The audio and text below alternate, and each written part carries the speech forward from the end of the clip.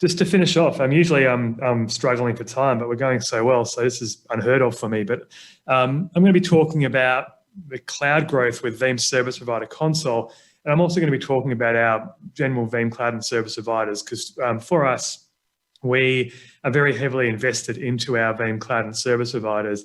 They're a big component of our business. Our revenue generation from them is tremendous. And it's actually the 10th anniversary of the VCSP program. So thought I'd give a shout out there. I mean, for those that are not aware of the VCSP program, if people in the service provider land or outside know of other providers, the cloud, like Citrix Service Provider Program, VMware Cloud Partner Program, the Microsoft Service Provider Program. This is our equivalent program where we effectively, centrally funnel and work with our cloud providers and have separate SKUs and points to basically help them build cloud services upon. So the program is very strong. It's 10 years old, and I think just wanted to quickly drop into a website to show you why our cloud providers actually love us so much. So I've got this on screen here. It's called the Veeam VCSP Reverse Roadmap. This is actually on my website. It's a dynamic timeline. I'm just going to try and get it up so you can actually see what's happening there. Hopefully you can track it a little bit. But effectively, from version 1 all the way back in 2008, we released products and innovative features that our providers, our service providers, or not actual cloud providers back then because the program didn't exist, but they saw Veeam as a way to leverage these features and enhancements to basically build services upon. So as you can see here, as we move through the timeline, through the first initial days of Veeam, going from V2, V3, V4, some of the features that were released, very thin. But when we kind of got to, 2013, the provider program was in play, but also what we saw is a move towards actual features that we were releasing specific to our cloud and service providers. And that really started in version 7 when we released vCloud Director support. And we were the first one backup provider to actually offer supportability for vCloud Director all the way back in 2013. But most significant in this particular screen here is in 2014 with version 8 when we released Cloud Connect Backup. And Cloud Connect Backup very quickly is effectively our central way of getting data between our cloud provider platforms and their tenancies, whether they be on premises or otherwise. So that is a core technology that is effectively a network communication technology that puts and creates the tunnels to get data from point A to point B. And it fuels and is underpinning a lot of the services that we release when we talk about service provider specific products.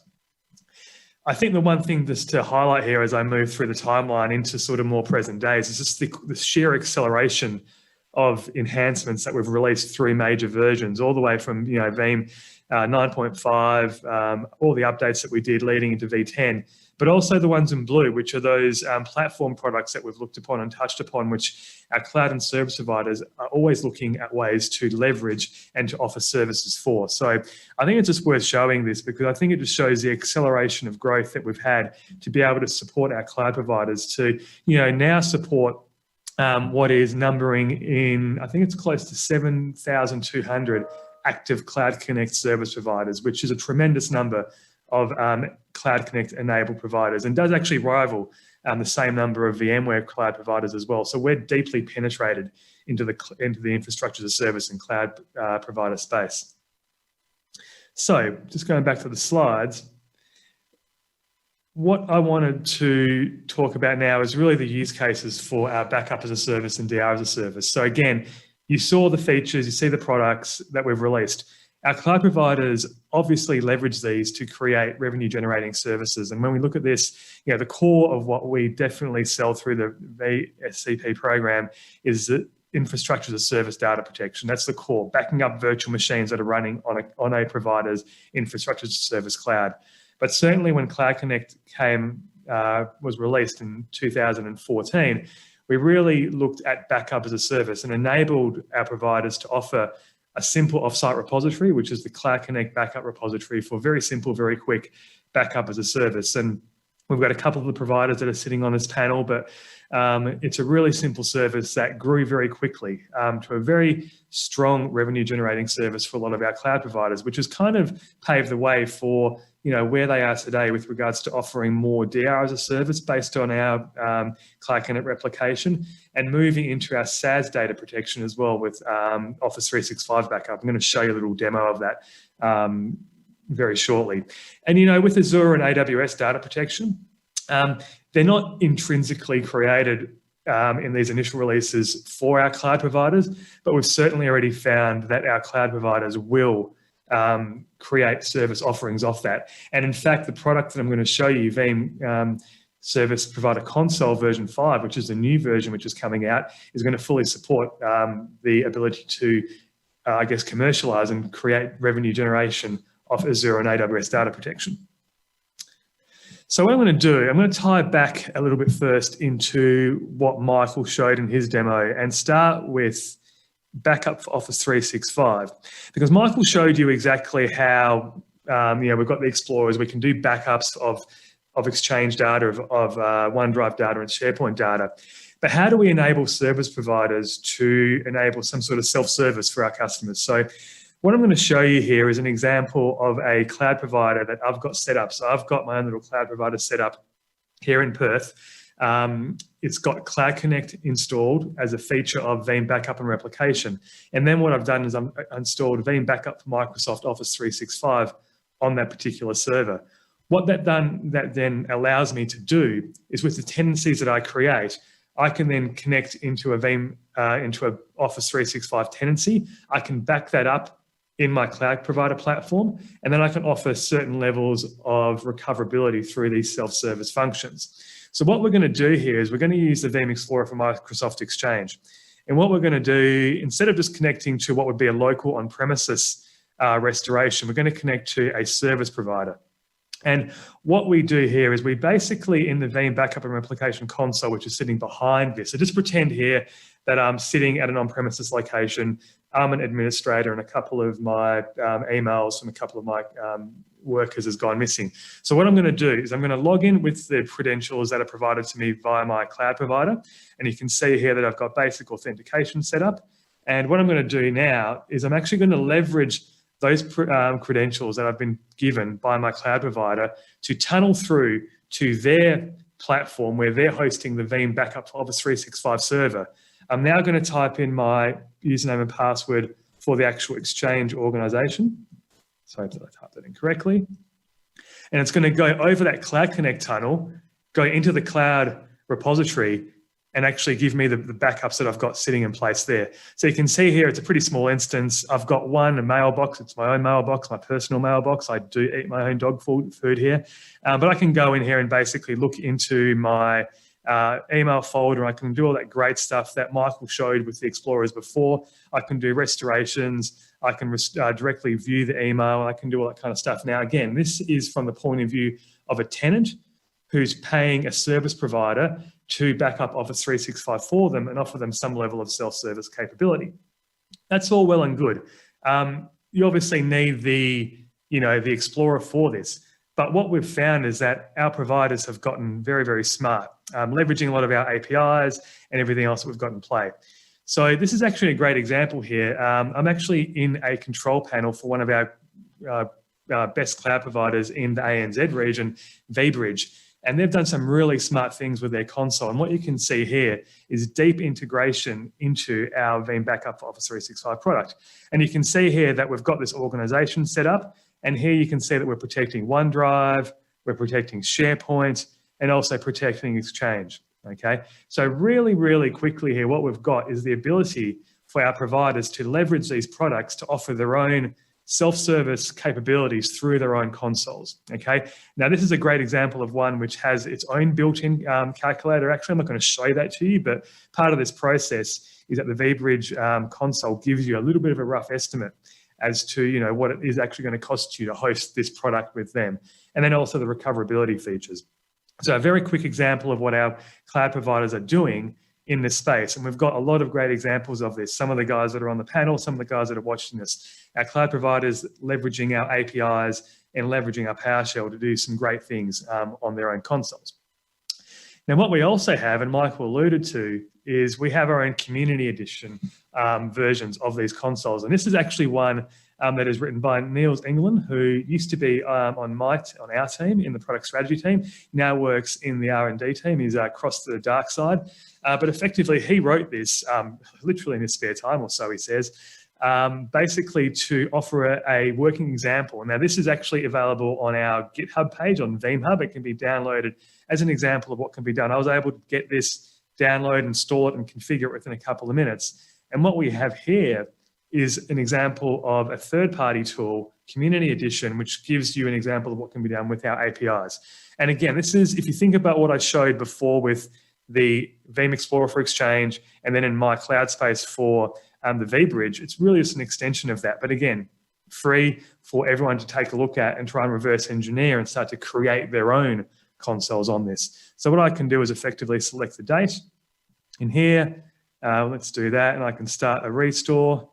Let me just go through. Session has started. Let's press OK. And then literally now what we've got is the ability to see. Now you're seeing some similar themes here because this is what we saw in the Explorer, but now we're just exposing this through the API in a pretty front end. And if I go into this, my mailbox here, what we're going to have here is the ability to then, once it loads up, let's click on that. We're going to see our mailbox items.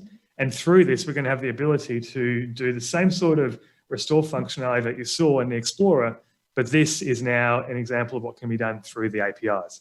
So I think that's pretty powerful. And I just wanted to kind of wrap up the Office 365 part from Michael with that to show that our providers are certainly making use of the platform, and the backup Office 365 product set is still one of our strongest moving forward. So that's a great example of the power of the APIs that we have with some of our new products.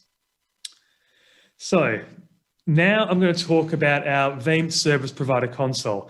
This is something that probably only a few of our service providers who are in the program have actually heard about, but effectively what we've done here is we've created a service provider console which gives our providers the ability to offer and manage services based on Veeam technologies. So what the provider console does, it's a bit of a mouthful, so I'll just call it console. It basically does customer branding and onboarding and billing. It does discovery and policy settings for our Veeam backup agents, so our Windows agents. If customers are running on-premises backup systems that are covering and protecting multiple endpoints, basically the provider has the ability to manage that and then report on it as well. Significantly in this product, there is also licensing and usage reporting. We all know that licensing and usage reporting is something that we just do not like. So the whole premise here of the product is to make it as simple as possible and treat it as a single source of truth when our clouds and service providers are doing their reporting on a monthly basis. It generates the reports, and I'll get into the demos and show you that. I heard a question. Yes, it's Enrique here. I mean, these kind of features are very useful for very large organizations as well. So is this focused only on service providers, or do you have an option, a similar option for these kind of customers? I'm glad you asked that question, Enrique, because we do. So I was going to get to it a little bit later, but that's a good question to actually premise it from now. We do have what we call an enterprise edition of this as well. So what you see here, we do have available under some specific circumstances, mind you. You need to be at a certain level of licensing and whatnot, and we can get into that a little bit later on offline. But the short answer is yes. Now, we provide this primarily to enable our Veeam cloud and service providers because we tie into a lot of our automation APIs. We obviously have this remote management and billing, which lends itself to service provider and managed service provider functions. But certainly within big organizations, they can treat their own business units as a service provider. And I definitely have come across some businesses, Enrico, that act in that way. So short answer is yes. Okay. So just moving through this, remote monitoring and management. So this is key when, we're talking about being able to monitor tenancies that might have one Veeam backup replication server on premises. There might be service providers that are actually managing a company that has hundreds of Veeam backup and replication servers. So again, a central location to be able to manage and monitor a fleet of backup and replication servers, but not only that, but also any endpoints, like I mentioned, through the Veeam agents as well. Obviously, automation and APIs are a huge part of this product as well. So we're definitely looking into the continued enhancement of the API set, and I'll show you the interface a little bit later on. And effectively, a level of role-based access control in the self-service portal itself. So being able to log in as a top-line service provider that has basically access to everything, and then being able to drill down and configure resellers as we work with the channel predominantly, so do our cloud providers. And then underneath resellers, we have the concept of companies and then users under that. So it's multi-layered as well in terms of the access control. So I'll show you what that looks like a little bit in the demos a little bit shortly. Okay, the one other thing is that it's free. We don't charge for this product. That's a key. And Enrico, just to answer your question, it's also free in that particular enterprise player as well, but again, needs to meet some conditions. But for all of our Veeam cloud and service providers, it is a free product. A little bit of the very, very quick overview, 40,000 view of it is that basically we have the management site, which contains the actual Veeam cloud and service provider portal. It goes and leverages Cloud Connect again. I mentioned Cloud Connect as being central to everything that we do. And just as a tidbit there, I did go into detail on Veeam Cloud Connect in Cloud Field Day 5. So if you're all interested in that, please search back through the YouTube channel where you'll find information about that. Obviously, it's backed by some sort of repository. And then on the client side, again, Veeam backup and replication, Veeam agents, and then down the bottom, being able to then be aware, because we can back up things into Veeam backup replication, we have that sense of mobility, any platform from any sort of operating system that you can think of, being virtual or cloud or otherwise. A little bit more of a detailed, I'm not going to go into this in any great detail, but suffice to say that, again, we can scale this. It can work very well with our existing technologies. Our service providers will leverage it with things like our object storage support with our capacity tier on our scale-up backup repository, and also plug it into other componentries that we have for monitoring. So it's a very, very robust product that fits beautifully into our service provider product set. So with that, what I'm going to do is I'm going to jump into the console and give you guys a little bit of a demo. So let's just log into here. Okay, so what you see here is effectively the overarching dashboard from a Veeam cloud and service provider perspective. Now, as you can see here, I've logged in and I get a bit of a quick look at what's happening in my tenancies or in my resellers as well. So again, you can see the amount of companies, we can see the amount of backup agents that they're using, the amount of protected VMs.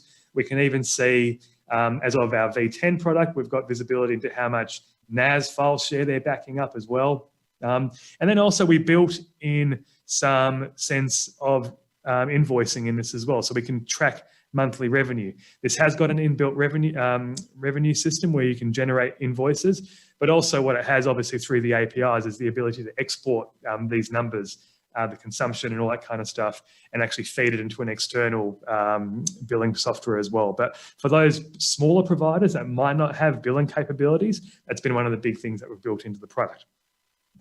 You then have the concept of active alarms, where you come in here and get an overview of what's happening. So think of me as a managed service provider managing a fleet of customers who have multiple Veeam backup and replication servers. We get a really quick view of what's happening. And as you can see here, we've got some very big repeatable errors here, which probably we have to take a look at and see. So again, a very quick overview to offer some sort of managed services around these products that we're offering.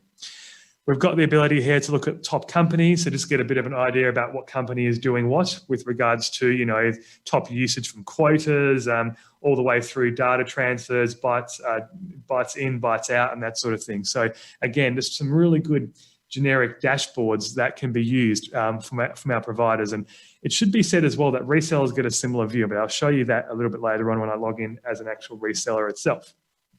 We get an overview of our backup infrastructure. So the client infrastructure, we get to see exactly what latest alarms are with what. And again, what we've built into this is the ability to have some filters. So right now I'm basically in a top line view. So you can see here that I'm getting lots of information about errors that are happening all over the place. But if I wanted to drill down and get very specific, what I would do now is basically go, let's hit on here. Actually, what I'll do is I'll change that to reseller 1. Hold on a second, I'll go to Slimmer Labs. And you'll see here with Slimmer Labs that we'll get a slightly smaller, more targeted view of the errors. And in fact, here you can see that Slimmer Labs is actually perfect and has no errors, which is great. So that's a good way to basically drill down into that and take a look at what's happening at a top level. And then if we go back to all resellers, all companies, we'll again see that more larger view. In terms of backup jobs, this is where we can see what backup jobs are happening. We can see the computers that we're backing up. We can see the computers protected by backup servers. We can see the virtual machines that we're protected. So again, you get to see the picture. It's really just giving everybody a really great overview of what's happening here. And we can see from Michael's point of view, because I've got Michael as a company, we can actually go and see what he's backing up with his file shares as well. This is where you set up the companies here. So again, pretty straightforward. You set up companies, you set up resellers. Resellers are then allocated companies, okay? And that's kind of the general flow that creates that role-based access that I was talking about. What's really important, though, I think, and what's used quite often is the ability to manage our Veeam agents. We do this via discovery rules. So you can see here that I've created a couple of discovery rules. And what you can see over here is we've got discovered backup servers. So when someone goes into a Veeam backup and replication server, they will connect to a service provider. They will put in their credentials, and then what that then does is link it back not only to the Veeam backup replication server, but link it back to the console as well. And through here, you can see that they've got a couple of Veeam backup replication servers. We can do things like download the remote backup server. We can download logs from the actual servers themselves. So we can do a lot of, I guess, day 0, day 1 type of maintenance and management on those particular servers. Over here, while there's a few errors here, this is an example of what agents we actually have running. And we can see that we can apply policies to those particular agents as well. So not only do we discover and actually automatically deploy agents to machines that might be sitting in a network through what we call discovery rules, we can then apply policies and control them quite granularly from here and then get reports on them. So it's quite a good, robust way of being able to not only deploy our agents, but also then manage them and control them via these policies. If we look at the billing summary here, again, from an overall perspective, we can get that very quick view into our revenue state, into what we've billed for the last month, our revenue by service type. So again, if you're a provider, if you're a business owner of that service provider or even that reseller, you've got a really good example here of getting an idea of where you're at with regards to paid invoices, unpaid invoices, and whatnot. And very quickly here on reporting, we can then generate some different reports based on protected VMs and protected computers. So that is a very, very quick overview in terms of console and how it looks like from a top level perspective. If I was a reseller, if you bear in mind the fact that we've got the Slimmer Labs console. So what I'm going to do now is log in as an actual reseller. So if I've got this username and password correct, we'll log in and we should see a slight difference to this actual UI. So let's wait for it to log in for a little bit. There we go. So you can see straight away that I've logged in. It's got a slightly different branding to it, but also what we're seeing from reseller 1 is only those companies that have been allocated to this particular reseller. So again, this resellers come in, they can manage their own companies, they can create new companies based on the quota that the top level VCSP sets, but also from here, they can get an overview similar to what we saw at the high level from a top level VCSP, but now we're only seeing it from the point of view of the actual reseller itself. And you can see here that we only see 2 companies now, whereas before we saw a couple more and we actually saw that reseller view. In terms of what resellers can do, they can still create backup policies, which are then tied to agents, as I showed you. They can create subscription plans, which dictates the billing. And they can obviously do some company information, but more importantly as well, they can do some quota and license usage as well. So through this screen here, they can get a really quick view of the amount of agents that are used based on what they've been allocated from the top line VCSP. They can see usage reporting that's been generated on the month They can then submit this if they want to their aggregators for generation, for upstream processing.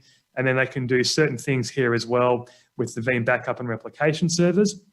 So here is an example. What we can do is we can actually remotely install licenses. One of the biggest bugbears from managed service providers is the actual ability to deploy licenses across a fleet of different servers. So we've made it really easy to be able to, select multiple servers and then install a particular license to there. So really cool bit of technology this, which enables our providers.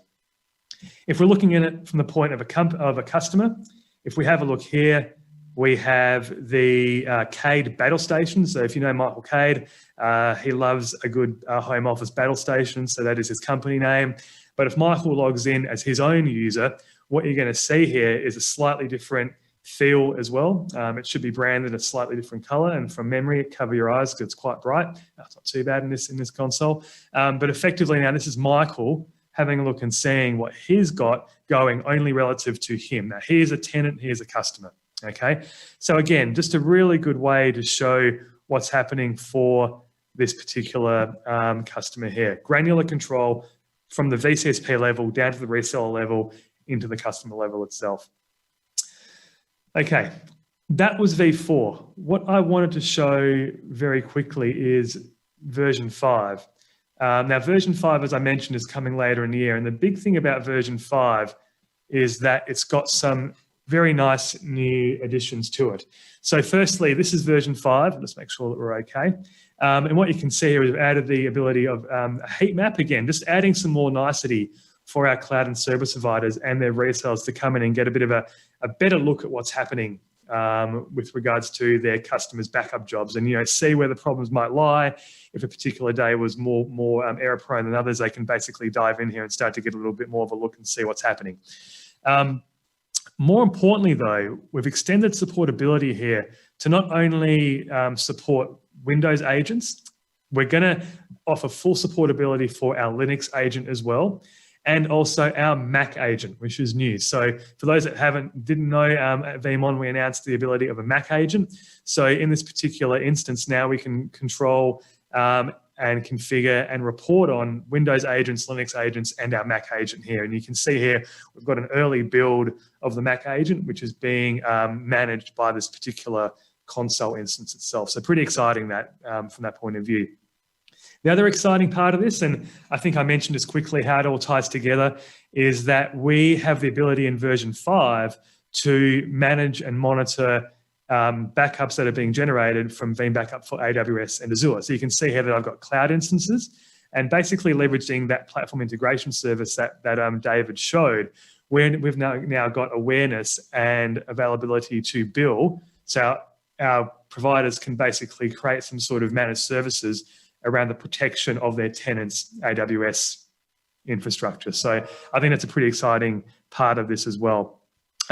In terms of billing and consumption, we've added the ability to bill for our cloud here. I saw a few questions about billing. We're still very keen on billing and using this as a single source of truth. This is a quick example of a generated report for a month where you can see that this customer is using X amount of our capacity tier, which includes our object storage and also our new archive tier as well. So our providers have a way through console version 5 to bill per tenant for this capacity tier and the archive tier, which is something that our customers have asked for as well. And actually, it's also going to give the ability to bill for our insider protection feature as well, which is something that a lot of our providers have asked for in the past. They can also do that not just through the UI, but also through the API. And I'm just running out of time, so I'm quickly going to show the V3 API.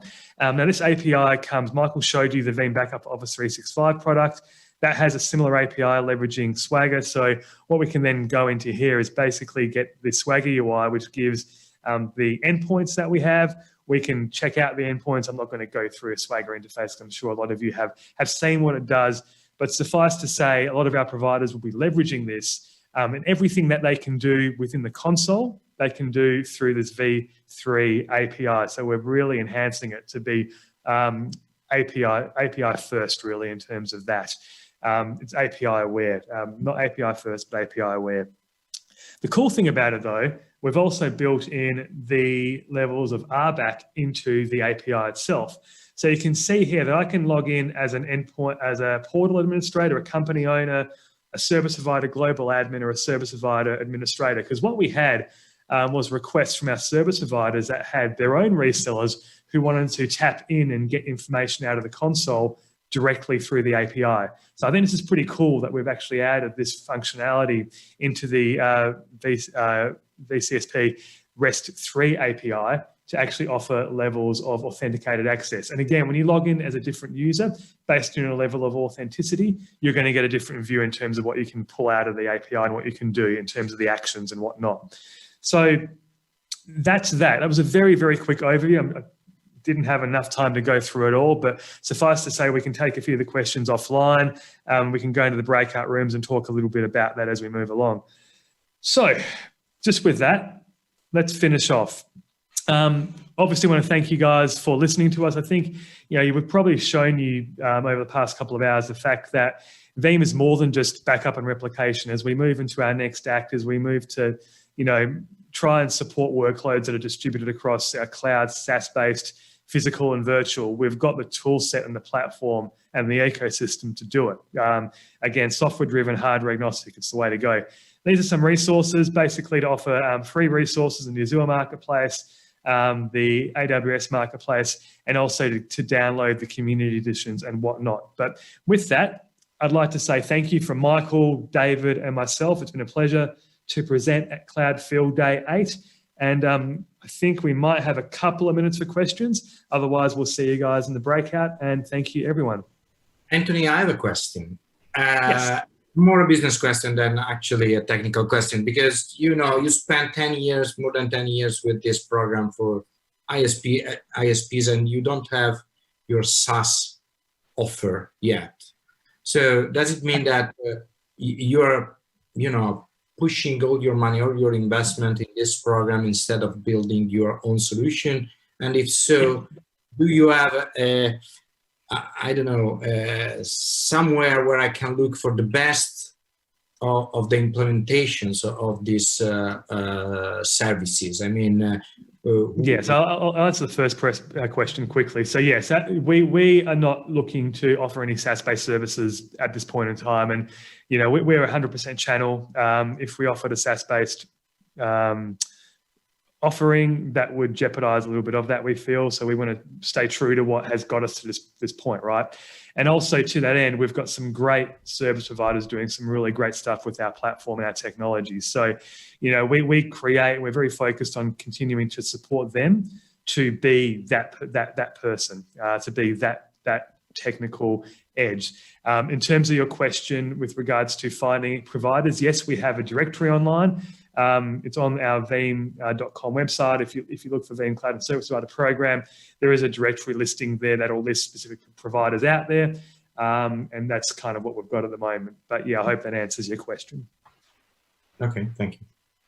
Yeah, I have a quick question as it pertains to the backup for AWS and Azure. So Veeam obviously has a pretty large customer base that is still doing a lot of hybrid cloud and maybe even just starting to look into moving to the cloud. But there are a lot of companies out there that are relatively new and just starting to build direct into the cloud. Do you have any insight into customers that are adopting the cloud native products that maybe aren't already familiar with the Veeam name from their hybrid cloud infrastructure? And do you have any marketing that's geared specific to those types of customers? Yes, that's a good question. And a lot of the reason why the cloud platforms, cloud products are built the way they are is so they can be used by customers who maybe aren't used to Veeam. They don't have an on-prem footprint. And what you'll find is we actually have internal to Veeam, a dedicated cloud business unit, if you want to look at it that way, that is focused on helping customers that are just purely cloud native, so born in the cloud in AWS and Azure. So we have a lot of marketing capabilities around that. We do a lot of joint stuff with AWS and Azure as well. they're very keen to work with us, and that is a big focus of ours as well. Is obviously as a business, there's an opportunity there to grow as well.